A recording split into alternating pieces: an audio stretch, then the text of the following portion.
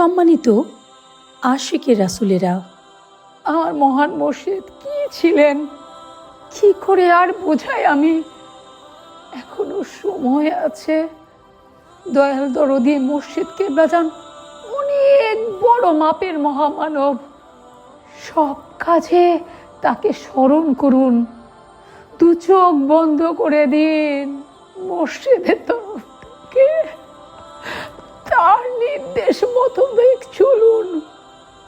তখন আপনি আমার এই কথাগুলোর অর্থ এমনিতেই বুঝে যাবেন। যখন আপনার সামনে মুর্শিদ এসে দেখা দিবেন, যখন রাহমাত লিল এসে আপনাকে সৃষ্টি জগতের অনেক বিষয় জানাবেন, যদি এমন ভাগ্য হয় রাব্বুল আলামিন যখন আপনার হাতে হাত রেখে জাহির হবেন, আর তো বলতে পারি না।